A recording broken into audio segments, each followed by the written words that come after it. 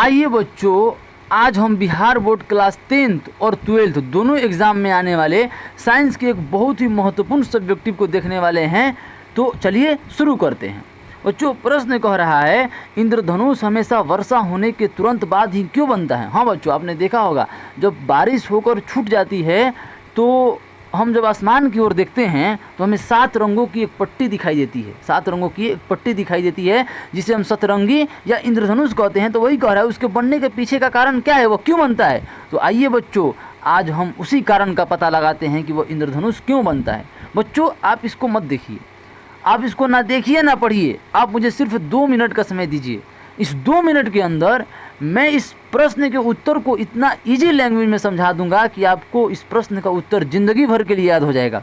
बच्चों, साइंस को रटवाना मेरा मकसद नहीं, बल्कि साइंस को आपकी ज़िंदगी से जोड़ देना ही मेरा मकसद है। तो बच्चों आइए अब हम समझते हैं। बच्चों, जब बारिश होती है तो बारिश की बूंदें हमारे वायुमंडल में तैरती हैं। तो आप कहेंगे कि बारिश की बूंदें वायुमंडल में तैरती कैसी है, तैरते कैसी है। तो बच्चों, आपने झींसी बारिश का नाम सुना है। हमारे घर में मम्मी पापा हमसे कहते हैं कि जाओ बाहर, झींसी बारिश हो रहा है, भीगोगे नहीं।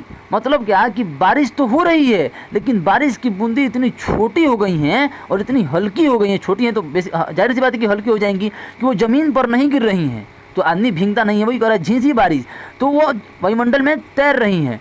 तो बच्चों, यह जो छोटी बूंद है ना बच्चों, छोटी बूंद यह एक प्रिज्म की तरह काम करता है।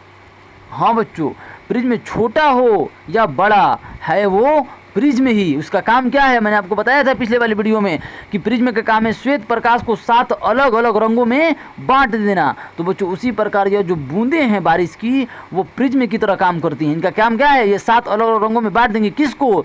सूर्य के प्रकाश को। तो बच्चों मान लीजिए मैंने यहाँ पर बनाया एक बूंदे, छोटा सा बूंदा, मैंने इसको जूम कर दिया।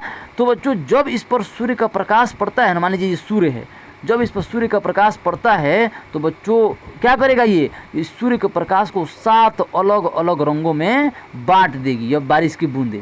और यहाँ पर हमको एक पट्टी दिखाई देगी, 7 रंग की पट्टी, जिसे हम सतरंगी या इंद्रधनुष कहते हैं। तो बच्चों इसलिए हमें वो आसमान में इंद्रधनुष दिखाई देता है। मान लीजिए आप यहाँ पर अपना आँख लेकर आप यहाँ पर खड़े हैं, आपका आँख है यहाँ पर।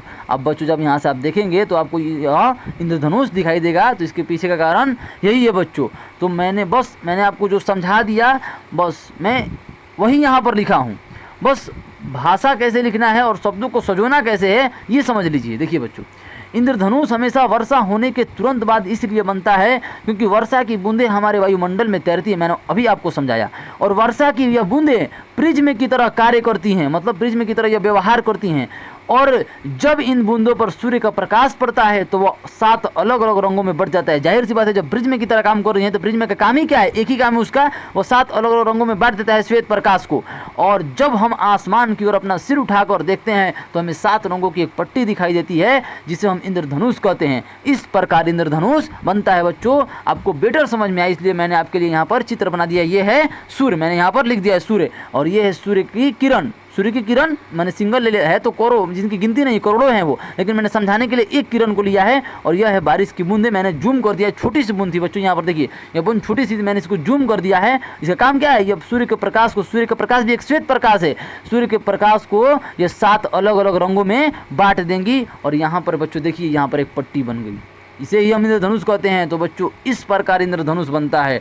तो उम्मीद करते हैं बच्चों कि आपको इस प्रश्न का उत्तर याद हो गया होगा, आप समझ गए होंगे, आप बिना देखे भी लिख लेंगे। वैसे आप स्क्रीनशॉट ले लीजिए बच्चों। ऐसे ही अगर आपको साइंस के मोस्ट VVI सब्जेक्टिव को समझना है बिना रटे हुए तो बच्चों आप मुझे कमेंट्स करके ज़रूर बताइएगा, मैं ज़रूर उन पर वीडियो बनाऊँगा। धन्यवाद।